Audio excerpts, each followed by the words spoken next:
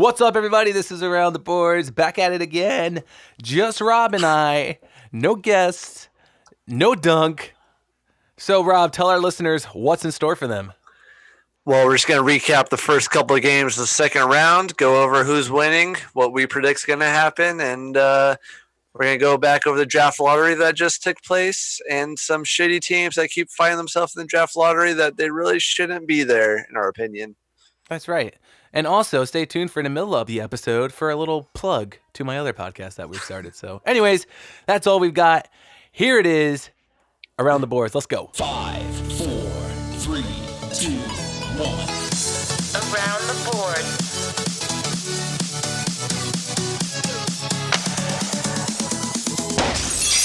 Yo, yo, yo. Back at it. Here we are. Another week gone by in the NHL.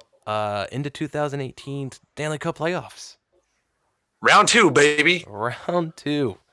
Round 2, game 2, 3, 4, I don't know. Something like that. One of those. We're at, I guess it's different for everybody, right? So. Well, okay. Some people. You know, I think one of the most exciting series to watch so far has been the Winnipeg-Nashville series. I don't know if you turned it on at all or whatnot, but dude, they have officially have officially met each other, if you will. Okay. Like that's one way to put it. last night's game, which was Sunday night's game, this past Sunday night's game. You just call it game 2 if you want. Yeah, it was game 2, There you and PK Subban and Patrick Laine met up at center ice along the boards. And Subban made out. Yeah, basically. Oh. No, it's not Brad Marchand. But I have something to say about that later on. If you bring it up, so save it. But I'm not sure if you saw it, but they met up along the boards right at center ice between the benches, and Subban cross-checked Laine down, and Laine was kind of holding on to Subban's stick, and wouldn't let go as Laine's on the ice, and Subban's trying to like get away from him, holding his stick. And then Subban cross-checks him again, and then this other Winnipeg player comes in there to like split these two up.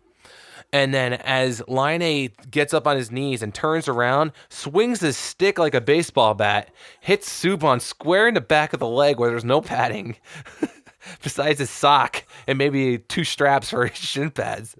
And just swings like a baseball bat, dude. Hits Subban in the back of the leg. I mean, I'm sure it was a little bit of an act from Subban, because what isn't an act when, you know, people over-exaggerate stuff.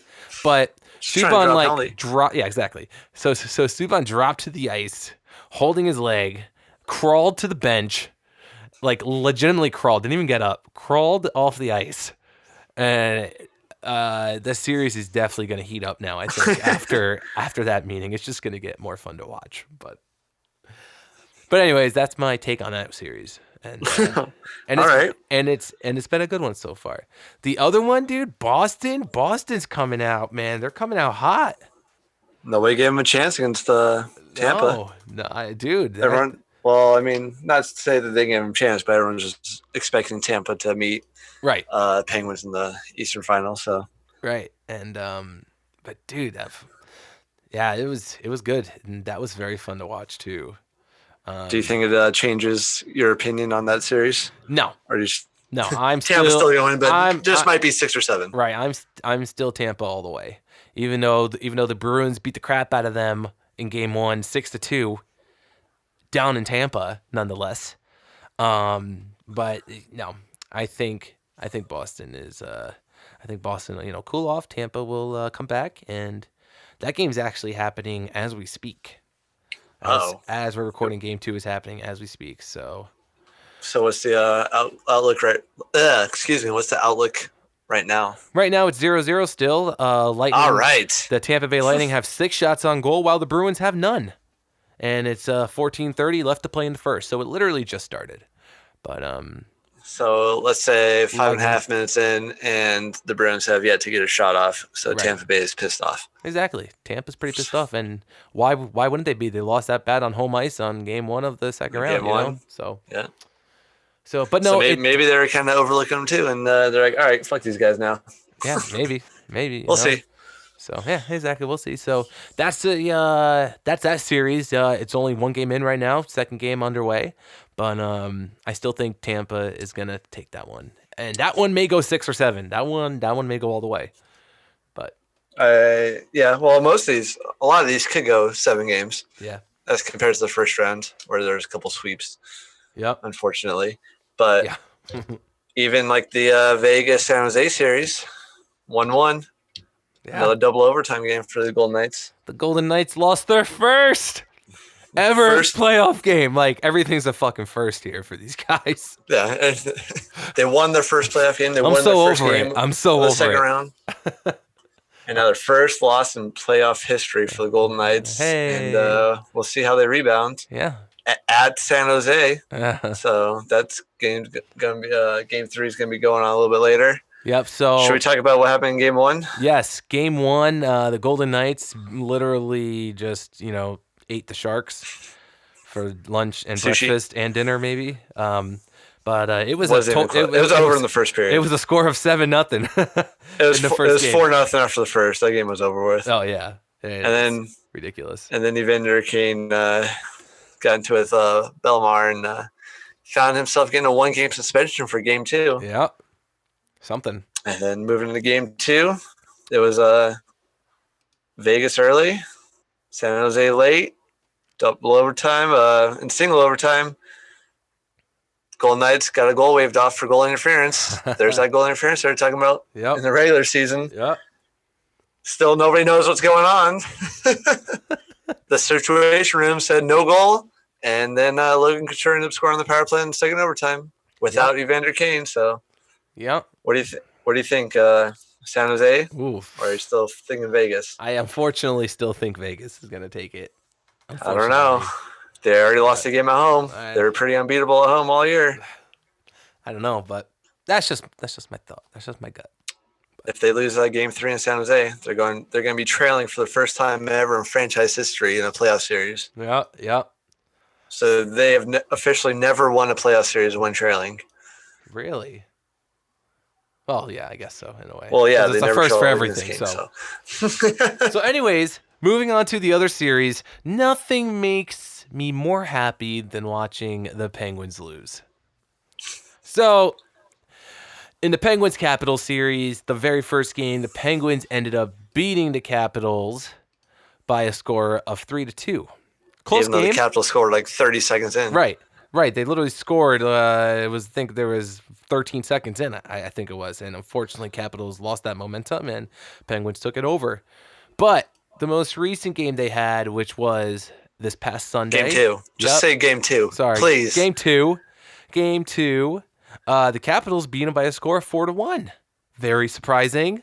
Only let the Penguins score 1 goal on them when, Penguins were, firing from all over the ice in the first series against the Flyers there. And all those games which we already talked about. If you listen, they were out of control because that was just scoring frenzy from both teams.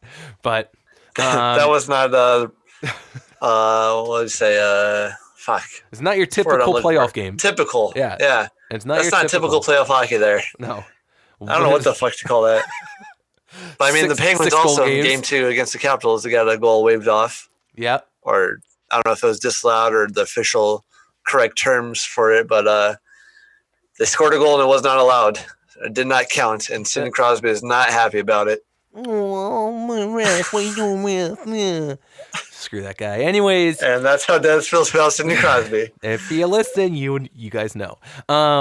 So the Capitals, like we said, just came back, beat them 4-1. So that series is now tied 1-1. Does that change your prediction, Rob?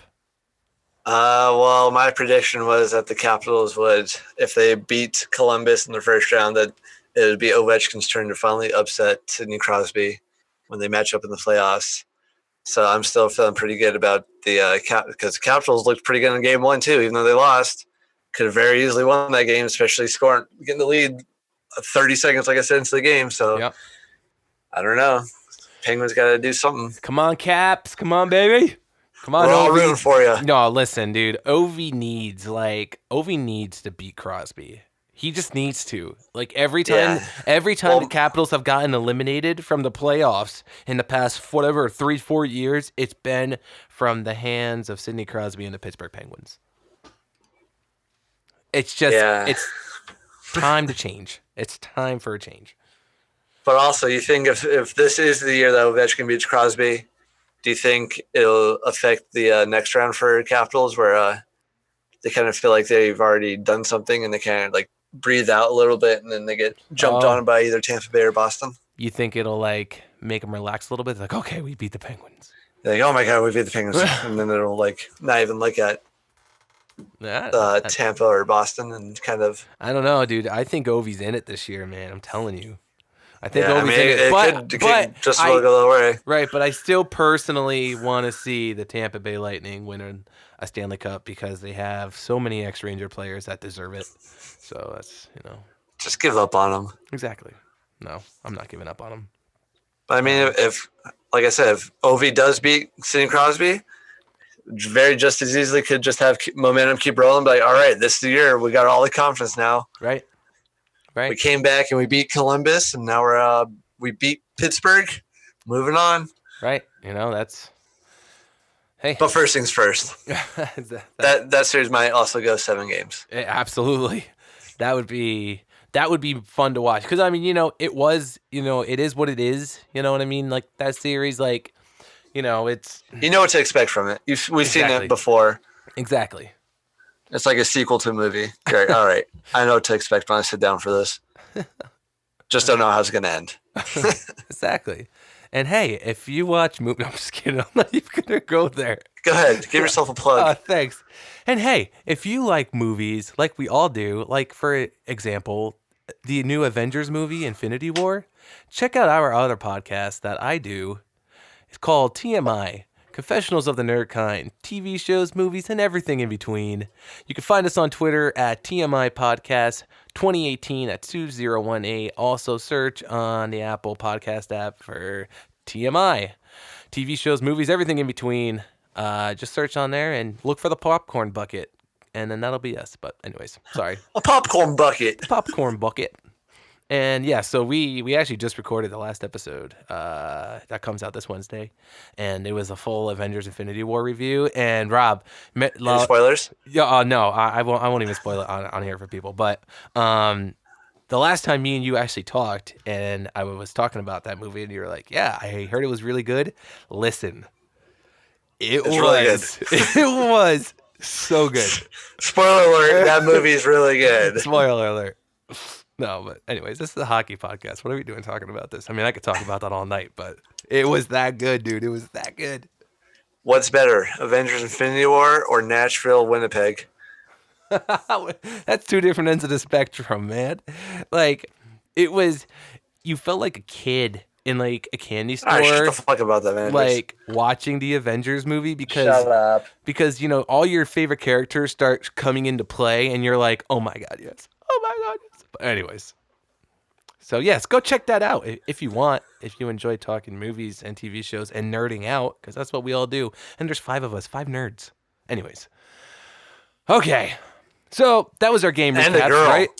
Yeah. There's also a girl on that podcast. Spoiler alert. It's his wife. Yep, my wife. Anyways, so that basically wraps up the recaps. That was That's the games that's already the happened. Second round. It's the second round that's happening. So a couple questionable hits recently, I would say. Well, you want to start the Evander Kane suspension, or yeah, sure. Evander Kane. Blow it over. Yeah, no, I mean Evander Kane got suspended for 1 game on the hit. Well, it wasn't really a hit. It was like a cross check to the ear, to the back of the head, basically. But he got suspended for 1 game. The NHL, what they're saying is that what Evander Kane did to him is worse than what Drew Doughty did to William Carrier, or is the same. No, I don't know. And neither one of them, or I mean, both of them are worse than Eric Holla spearing Kopitar in the face. Assholes. NHL's rigged this year. Golden Knights are going to go to the Stanley Cup Finals. You think so? There's another spoiler alert. I don't know. But anyways. So Evander Kane got suspended for that one game, and he served Sorry, it. I just had to rant. That's okay. Dude, that's why we're here. That's why we have this, so you can rant and just let it all out. Fuck you, Eric Holloway. So Evander Kane served his 1-game suspension. He is back playing again. So that came and gone already in this past week. Yeah. When we weren't podcasting. For game 3. But most recent one was the Capitals' Tom Wilson after a questionable hit on Penguins' Brian Dumoulin. And Rob and I both just watched this off air before we started, and it was nasty looking, but it was questionable. Yeah, but the situation that happened. So Wilson lay down for him. Yeah, set up the scene. Yeah, so Wilson is back checking on Brian Dumoulin, and I'm pretty sure Dumoulin knew he was behind him.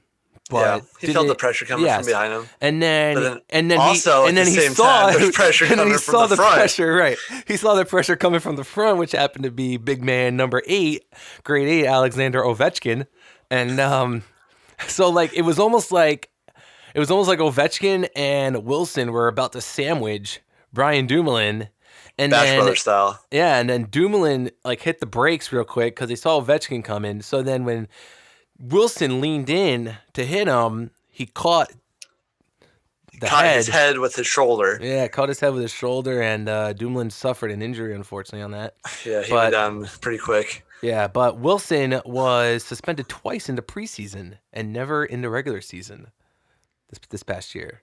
So he is still considered a repeat offender. Yep.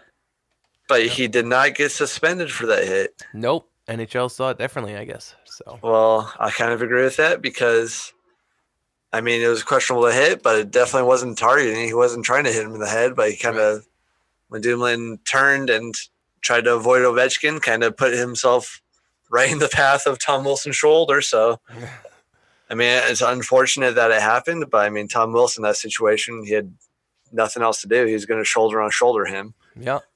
Dumoulin was going to get hit either way. Oh, yeah. So he was going to get hit either way. Yeah, but the fact that he got blindsided, it kind of made it worse because he kind of did not expect his shoulder to be right into his head. So I'm sure the Penguins feel differently, but I agree with the NHL in this instance. Totally. That it should not be a suspension. Just unfortunate play. Totally. But that was really it. There was no really there wasn't really any sick goals or anything like that, there hasn't been any since, the first round, it seemed like. But no sick goals, really no ridiculous saves. But it's playoff hockey now. It is. It's getting aggressive. So anyways, that's all we had for that. Moving on. We have you ready to admit to this? You know what I'm talking about. If you want to lead us in there, go ahead. Are you ready to admit to it yet? I'm totally here. And I'm going to go with the other guy to win the... Of course you are. So what we're talking about is finally Anze Kopitar is named one of the 3 finalists for the Hart Trophy. Anze Kopitar, Taylor Hall, and Nathan McKinnon. Yep. And if you listen to our episode a couple weeks back with Jesse from the All of the King's Men podcast, he laid it out for you and why Kopitar should be the Hart Trophy winner. And Des just couldn't think that he was even in top 5 consideration. And now we get to the final 3. There's Kopitar sitting right there, ready to pick up his trophy. Right, Des? Yeah, but it's not the Stanley Cup this year. It's the He's already got Hart 2 Trophy. Of them. No, but I think Kopitar is going to win it over both of them? Yes, I do. But you think Kopitar will win it this year? Yes, but do I want Taylor Hall to win more? I do. Because why the fuck do you want Taylor? He's on the Devils. Yeah, but Taylor Hall, right? When he was in Edmonton, this poor dude, this poor guy, all right? He's also a teammate of Dustin Penner. Right, but Like, Shout out Dustin Penner. hey, he was on our pod once. Anyways, so no, he, like this poor dude when he was in Edmonton just wasn't being utilized correctly, couldn't blossom, and now he's on the Devils and he's where he belongs. Like you could see him actually blossoming now, like into a player. I mean, he's still a great player in Edmonton. Well, yeah, but you don't have the great players around you either, no matter how many first round picks they had. But Well, it could just be the system. right, but well, exactly. That could be it. It's kind of like Nathan McKinnon. Like the system is based around Nathan McKinnon to make him thrive, right. and it's clearly working out for him as he's one of the Hart finalists as well. Yep. So this system for Taylor Hall really lets him shine. And like I said, and I'm gonna say it again, Kopitar is not in the system to let him shine. He just does it by pure skill and hard work. Yep. And Yeah. dedication Yeah. and Stanley Cup victories in 2012 and 2014. Hey. Never forget. Never forget. Yeah, so that's our 3. Anyways, where were we? No, I know. Anyways, you just got like sidetracked for like a hot Why do you second. think Taylor Hall should win it? You just feel bad for him because he played on Edmonton so long without doing shit. right, but I mean, he did have a nasty he had a nasty goal streak this past season. What was it, 26 games or something like that? And like if With empty netters. yeah, but like if it wasn't for him, like how many of those games would the Devils have lost? Doesn't like fucking matter. I think he carried. If you want to go by, this is like the LeBron James MVP talk in the NBA. Like LeBron James is clearly the best basketball player every year, but he doesn't win the MVP every year. So the MVP is like not based on like which, like if you took LeBron James off of whatever team he's on this year, that team is a whole lot worse without him. Sure, no doubt. So if you want to say that about like Taylor Hall, like if you take him off the Devils, where are they? If you take fucking Conor McGregor off the Edmonton Oilers, they don't win a game this year. So how would he not be the favorite for your Hart Trophy? Did you just say Conor McGregor? You Did just I? totally just said Conor McGregor. McDavid. I was like, are we talking UFC now? just happened. Conor McGregor McDavid. Sorry, I had to correct you. Well, it just rolled off the tongue. I didn't even think about it. I just started hearing Irish accents in my head there. But Fuck the Mayweathers. Anyways, so if you take Conor McDavid off the Edmonton Oilers this year, they're not going to win a game because he was the Edmonton Oilers this year. So it's like going by your way of thinking, he should be the Hart finalist winner. totally, but I think What the fuck are you doing? But I think because Edmonton didn't finish good, like I think that has something to do with it too. Unfortunately, Yeah, but then remember when we had our trophy predictions before they came out the finalists, and you guys said Kucherov because he was the best player on the best team this year, right? or one of the best teams. I guess the best team would be Nashville. Right. But it's like the same thing, I guess, in a way, is, these guys that play for these teams that don't finish well, they don't get any credit.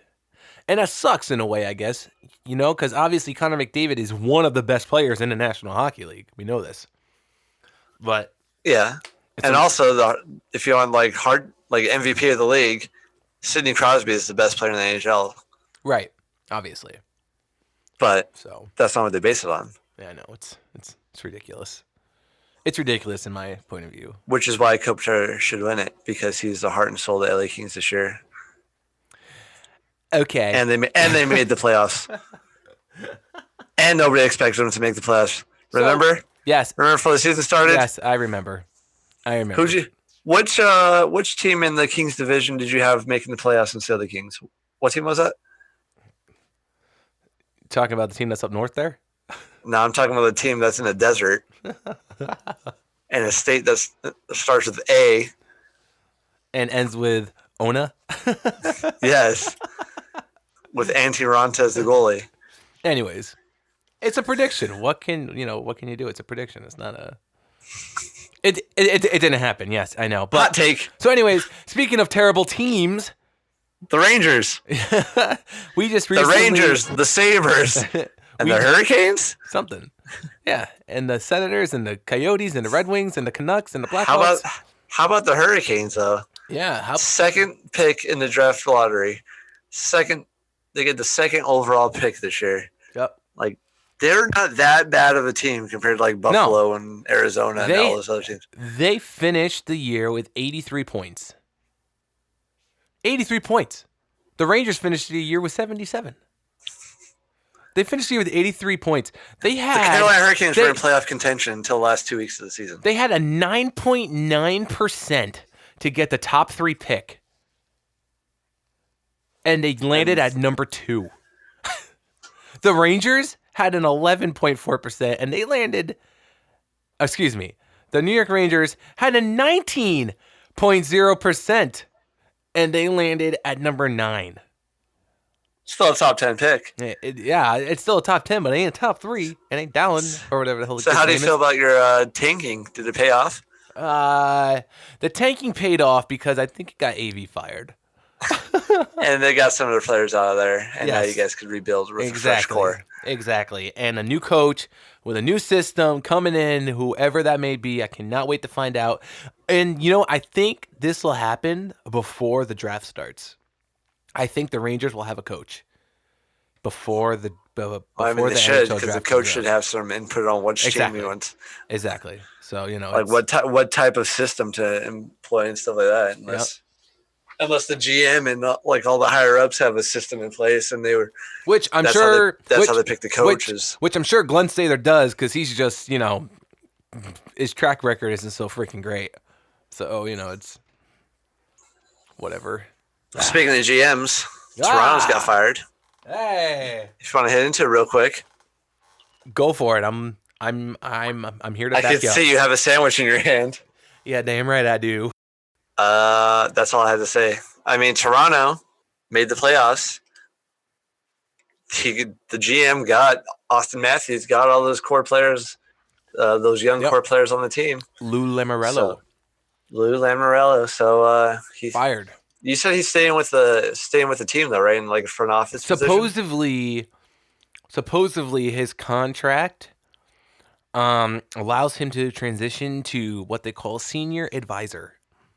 So he's remaining with the organization. So they must. I mean, I don't know if it's a definite, if he is gonna, or if he's just gonna say, "Screw you guys," peace. Yeah, but I mean, Toronto fans were probably just pissed because they got to a Game 7 and lost. Yeah.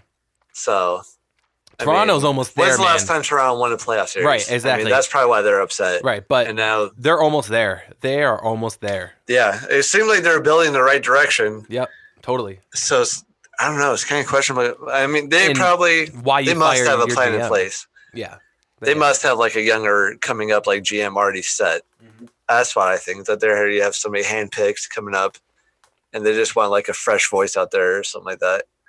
Yeah. Yeah, I mean, he hasn't done that bad building the team, the past 3 seasons. But I mean, they were in the draft lottery a couple seasons ago when they got Austin Matthews. Yeah. And now this year, Buffalo Sabres, first overall pick. Is that, in your opinion, does that turn around the Sabres? No. No, there's nothing that could save the Sabres. I mean, it's just like they're gonna fuck this up somehow. Right. It's just like Edmonton's situation. How it was Edmonton's situation for the past almost decade. God, yes, exactly. 7-10 years. They've been getting top 3 picks, many first round picks, and they still suck. Despite having Connor McDavid. Yeah, but I mean last year the Oilers were good. Yeah, decent but at least. And everyone expects them to have a huge year this year, and it's just disappointing of what happened. Mm-hmm. So I don't know. How's that GM still have a job? Right. That's what I'm saying. So Buffalo, I mean, they have Jack Eichel, who was the number 2 pick, wasn't he? Yeah. Right behind McDavid. Yep. And Jack Eichel is no Connor McDavid, that's for sure. Everyone knew that coming in anyways. But they're for sure the number 1 and number 2. Yep. And I don't know. I mean, they looked like they're after they got Eichel, they're making some good moves. They got Ryan O'Reilly, pieces like that, and you're like, oh, Buffalo Sabres are gonna be feeling a decent team, and just hasn't turned out for them. No. I mean, there must be like something fundamentally flawed within that organization, Totally. to where they just can't succeed. Like It's I don't messed know up. what. Like even when they had Ryan Miller, they were never that good of a team, and he Right. was like an all-world goalie. Right. So And I mean, according to our one guest that we had on, she said that Buffalo's a great hockey town and everything. Like, they got to do something. Something's got to change somewhere over there. They must have the fan base, unlike the Florida Panthers or well, I somebody. mean, the Buffalo Bills have the fan base too, Well, yeah, exactly. Like, it is a great sports town, obviously. right? Like, they really need But to. just They what really the need fuck to turn is wrong their with act. them? Right? Like, They really need to turn around their act. like But, if this doesn't turn around the Buffalo Sabres, you would think they have to get rid of everyone in the front office, GM, coach, whatever it is. Like change everything. Then, like if getting the first overall pick this year, when it's like such a runaway of who's it going to be, yeah. and how big of a lottery it is. If this doesn't turn around your team into a decent hockey club within 2-3 years, with all the young pieces you have, with Ryan O'Reilly and all those guys, Yep. something is fucking wrong. Right. It's got to be. It's got to be. But Same with Edmonton. Like Edmonton, you're doing so well. You got Connor McDavid. You have your fucking franchise player. mm-hmm. You have Leon Draisaitl. You have Nugent Hopkins. You have role players to go along with your franchise player.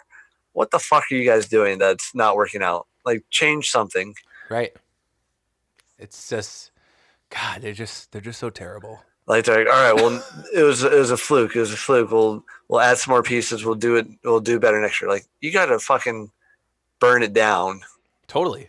and like go back to the foundation, which is Connor McDavid Right. and this number 1 pick for the Buffalo Sabres this year. If they don't turn around, Yeah. Toronto turned around. They're a playoff team now.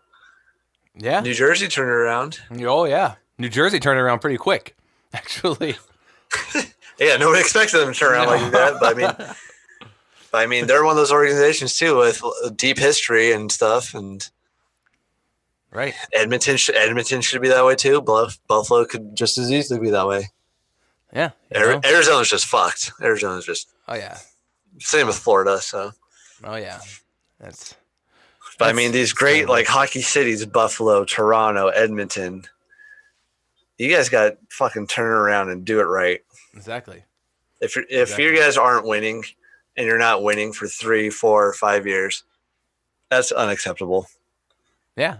That'd be like the Yankees, like rebuilding every year. Don't they kind of do that? I mean, the Yankees are good now. They got all their fucking big players and stuff. But I mean, for a couple of years there, after George Steinbrenner died, it was a little iffy. But they always had big names on their team. They always were right there in the playoffs. So, Mm-hmm. I mean, same with Detroit. Detroit's they were after those 25 years and then missing the playoffs, and Twice. I don't know. Yeah, now 2 years in a row missing the playoffs. I think, but like we didn't see so much of a rebuild from them though. You From know, Detroit? Yeah. Yeah, well, I mean, they're kind of in an in between. They're kind of like the Rangers, how they're like rebuilding on the fly while also being competitive, like with big name players Yeah, I guess so. like Zetterberg. But once Zetterberg leaves, like you got to think like Nicholas Kronwall can be traded, stuff like that. Mm-hmm. I don't know. Yeah, you would think that they had. Like you think you could rebuild for like a year or two, and then you just got to fucking you have to be a playoff team, or at least pushing the playoffs. Yeah. You got to have your fans be like in a good mindset every year. Like, yes, we have a chance to make the playoffs and make some noise this year. Right. And that's why like the Rangers GM and everybody's been making their coming out and doing interviews and everything and saying, we are rebuilding, but we are planning on making it to the playoffs next year. Yeah. And you, like you said, you got to do that. You got to excite your fan base. Well, even you didn't expect, or you thought maybe the Rangers could win a wild card spot this year, but you weren't expecting them to make be a conference champion or anything like that. You knew it was going to be like a down year for them. Yeah. And then once they realized that during the season, they started trading their players and getting assets to build for the future. Just as quickly as next year, they could be a playoff team again. Right. And then your mindset just changed. It was just like, boom. It was like, okay. Yeah, and the fans accepted it. The fans weren't angry about it because they're like, oh, my God, this team again. Oh, my God. There goes Ryan McDonough. There goes JT Miller. All these homegrown, players that, that they haven't been on any other team but the New York Rangers from the beginning of their careers, and then you get rid of them. But but everybody was accepting of it, but pissed off, obviously. And, hey. Yeah, let the rebuild begin. Exactly. And now you're so far based on what little is known about next season. I mean, you're pretty excited about it, right? Just you're excited about the possibilities, right, of being like a good young team again. Right. And I think I said that on here too a few episodes ago when the trade deadline ended. I was like, this is the most exciting I've been for the Rangers in a long time. Like, here we go. We're gonna rebuild. There's gonna be a new team and fresh faces and just. Yeah. And I'm excited. Buffalo winning the draft lottery this year, getting that first overall pick, they should feel that way. Like, yes, now we're turning around. But I have a feeling that that's not how they feel. Right.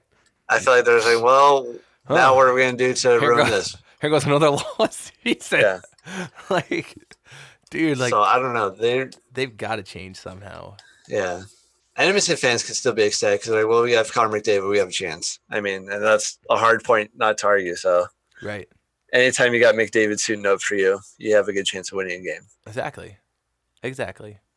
So Jack Eichel, maybe not so much.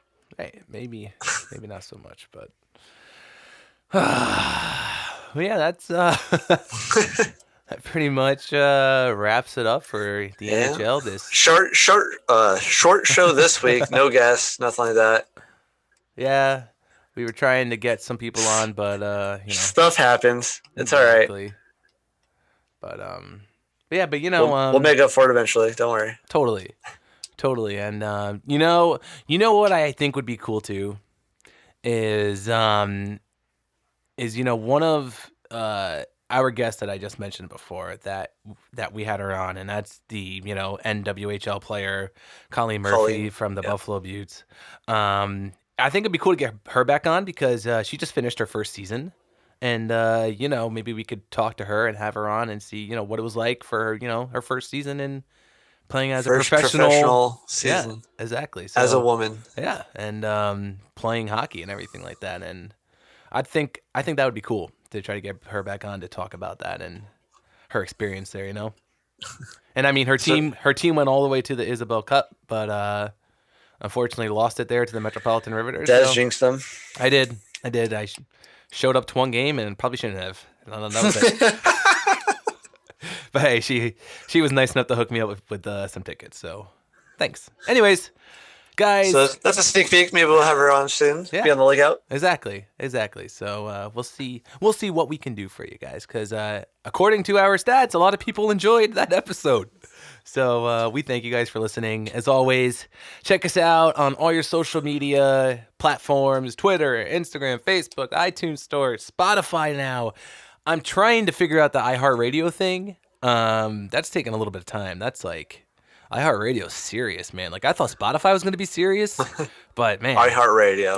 Work in progress. Yeah, it is. So I'm trying to get the podcast on there as well. So yeah, any app you use, you probably find us on there to listen to your podcast. So and if not, send us a message on what you use to listen to us. Exactly. Find us on YouTube. Yes, if you want. That's right. That's easy. Also, YouTube, we have audio files on there as well. So find us on there, and the off season is soon coming around the corner. Couple months away. We have for no everybody. idea. We have no idea what the hell we're gonna talk about because this is our first like off season technically doing this.